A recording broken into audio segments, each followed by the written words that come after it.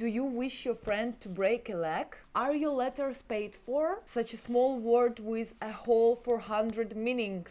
Hi everyone, welcome to my channel. I'm Mary, a native Ukrainian who worked for several years as an English interpreter at meetings between Americans and Ukrainians. For this, I actively studied English for about 2 years. But then I took on another job where I didn't need English. And several years without practice cost me dearly, because I lost my skill in English and forgot a lot. With the help of this channel, I'm going to restore my knowledge as soon as possible and gain new ones. In this video, I want to share with you the most difficult challenges in learning American English and communicating with Americans that I and most Ukrainians have faced, and which you as native speakers probably don't even think about. Difficulty number one is grammatical articles. In Ukrainian, there is nothing similar. If we need to say a word, we just say it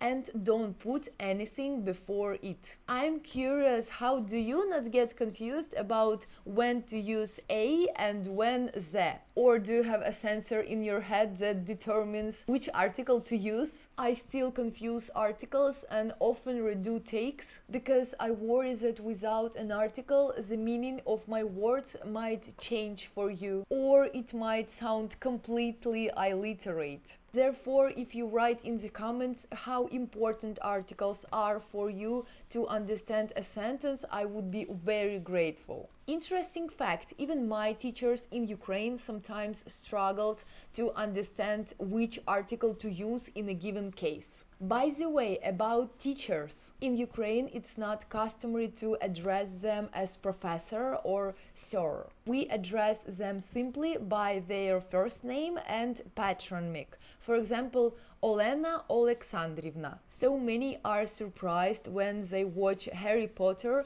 and hear Professor McGonagall. For all Ukrainians, this is completely unusual. But many, including myself, really like this culture peculiarity. Maybe soon your approach will reach us too. Difficulty number two, and the main problem of the English language for me and most Ukrainians, is your tenses. Why on earth do you have 12 of them? In the Ukrainian language and generally in our world, there are only 3 tenses: past, present, future. That's it. When we start learning the 12 tenses, our eyes just pop out. What's the deal with past perfect continuous we thought back then? And we still have the same opinion. Sometimes I come across videos on social where Americans themselves say something and mix up tenses or use the wrong form of a word.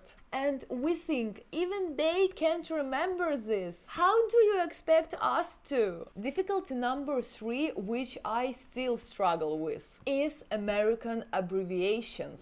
In the Ukrainian language, they are practically none, and in correspondence we write all words fully as we say them. However, a few years ago, it was fashionable among teenagers to shorten simple phrases. For example, instead of "what are you doing?" they wrote WYD. But it didn't catch on. When I corresponded with Americans, I was very surprised by your abbreviations. For example, abbreviations like ASAP, IMO, YOLO. Here there's a whole sentence, but it's encrypted in a few letters. Maybe your letters are paid for? I also try to figure out the meaning of words. You have so many meanings for one word. In our language, it's not common. For example, the word bread means bread and nothing else. And sometimes your puns are confusing. And then you sit all embarrassed trying to understand what the joke is. For example, I used to be a baker, but I couldn't make enough dough. Can someone please explain in the comments if I understand correctly that the last word means money and then it turns out to be a joke? Did you know that letters in Ukrainian are always pronounced the same way? In all words they sound like specific sounds and nothing changes. Whereas in your language, for example, the letter C can be pronounced as C, K, or even sh. There are even memes created on this topic. There is also a very popular and old meme from a Ukrainian show, where participants read the word sociable as sociable, and it still remains relevant and funny for Ukrainians.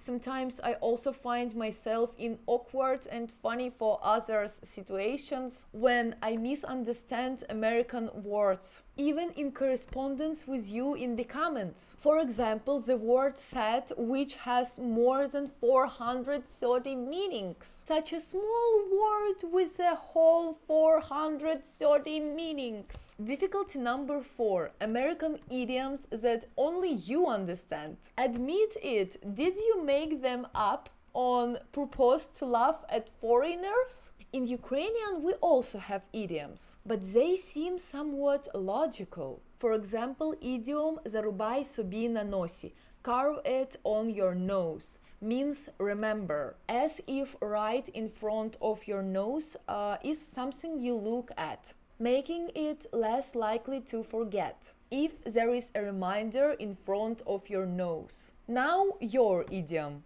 break a leg, which means good luck.